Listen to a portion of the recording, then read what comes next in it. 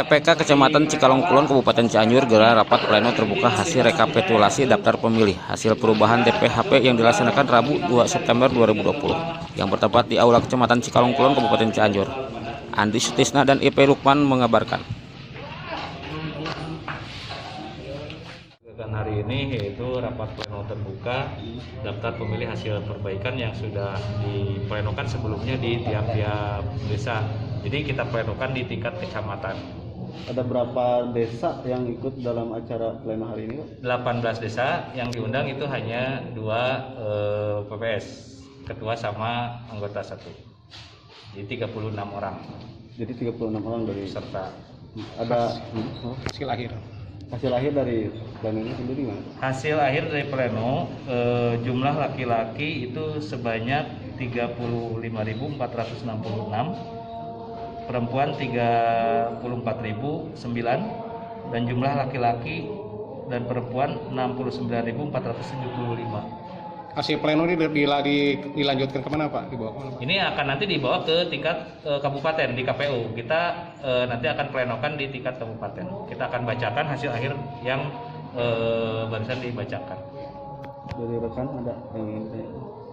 Yang saya pertanyakan, Pak, rekapitulasi ini berdasarkan hasil dari kecamatan atau gimana? Ini kan hasil coklit PPDP yang dilaksanakan dari tanggal 8 Agustus sampai tanggal 13 Agustus ya. Sampai tanggal 13 Agustus dari 15 Juli sampai tanggal 13 Agustus. Berarti ini batas akhir, Pak? Ini hasil dari tingkat kecamatannya. Kemarin tanggal 30 sudah diplenokan di tingkat PPS atau tingkat desa masing-masing. Nah, tanggal 2 sekarang dibacakan lagi per desa di tingkat kecamatan yang hasilnya yang tadi saya sudah sebutkan.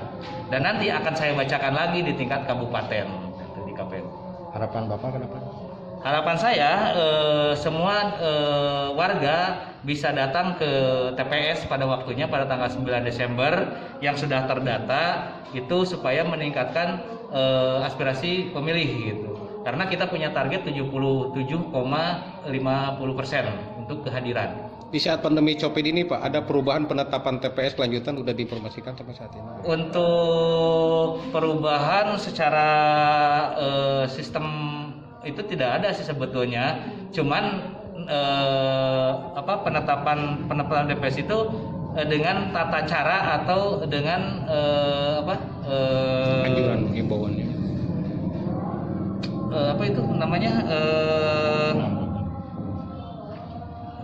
sistem yang dilakukan oleh COVID-19 itu protokol ya, mohon maaf protokol ya. Jadi kita selalu mengingatkan tentang protokol kesehatan. Waktu coklit kemarin juga sama, PPDP ke lapangan terjun ke warga langsung dibekali dengan kelengkapan APD ya, dari mulai masker, terus facial, sarung tangan, hand sanitizer kita bekali, dan mereka tidak masuk ke rumah.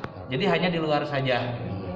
Berarti ada perbedaan? Ada perbedaan protokol kesehatan saja. Kalau dari pendataan itu sama. Persentasi peningkatan atau penurunan hak pilih di Kecamatan Mandai sendiri, di Kecamatan Cikalong Kulon ini gimana, Pak? Persentasenya, Pak? Di sini ada dari DP awal itu 71.944, sekarang 69.479. Jadi ada penurunan sedikit ya. Mungkin banyak yang TMS yang tidak memenuhi. Acuannya di pil legislatif apa pilgub yang kemarin?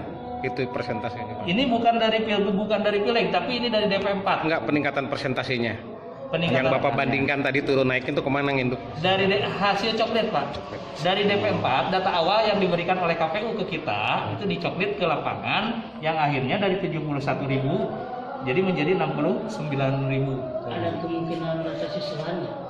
Ada, masih panjang. Perjalanan masih panjang. Kita baru DPHP. Nanti ada DPS, ada DPSHP, ada DPT, masih panjang lah perjalanan itu. Mungkin sampai di bulan November masih. Setelah ini dilanjutnya kemana, Pak? Setelah ini DPHP ini tadi yang disebut.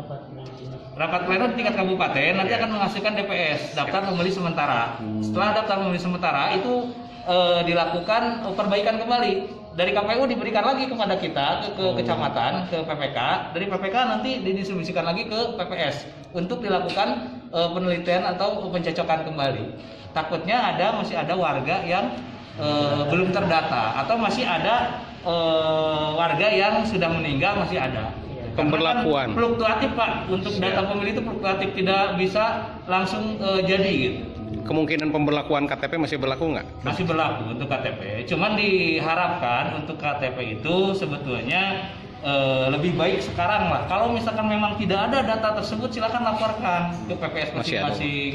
Ya, tolong saya minta ke rekan-rekan media untuk menyampaikan, mensosialisasikan kepada warganya. Apabila yang tidak terdata, tolong hubungi PPS terdekat masing-masing untuk supaya datanya masuk. Jadi pas waktu pelaksanaan itu tidak ada alasan menggunakan KTP. Himbauan sosialisasi tersebut sudah disampaikan TPK belum untuk masyarakat, sosialisasinya sampai saat ini? Untuk sekarang karena kita baru tahap pertama, tahap awal coklit, karena kita belum mendapatkan data hasil pleno. Nanti setelah DPS kita berikan ke PPS itu untuk disosialisasikan, dipasang di tempat-tempat umum. Ya, misalkan ada di pos kamling, bukan di tempat-tempat umum yang bisa dilihat oleh masyarakat langsung, supaya mereka tahu bahwa mereka itu bisa terdata, sudah terdata atau belum. Padahal sebetulnya KPU juga sudah menyediakan fasilitas online, ya, dengan mengecek pemasukan NKK atau NIK itu atau nama itu bisa langsung terdeteksi apakah kita sudah terdata atau belum. Ada kesulitan nggak sih Pak dalam pandemi ini Pak? Di dulu-dulu kan nggak ada pandemi nih. Ya. Sekarang kan masa pandemi nih. Perbedaannya gimana Pak?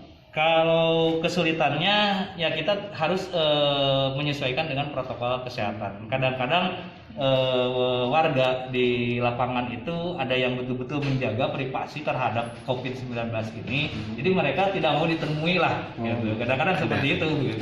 Ada yang seperti itu, tapi tidak banyak. Gitu. Hanya beberapa orang. Karena ketakutan, takut yang datang itu menyebarkan virus tersebut. Siap. Ada? Cukup. Terima kasih Pak. Terima kasih Pak. Sebutkan Pak nama lengkap. Nama lengkap Bapak, sarang gelarnya. Siap. Nama Dadang Badrudin Eskom. Ya, saya sebagai Ketua PPK Kecamatan Cikalong Kulon, dan ini rekan-rekan saya anggota Divisi Sosialisasi Agus Purnama SPDI, dan ini Endang Sari Wahyuni SPDI Mhum. Ya, dia sebagai Divisi Hukum dan Pengawasan, dan ini Muhammad Teguh SPD, dia sebagai Divisi Program dan Data. Oke, terima kasih.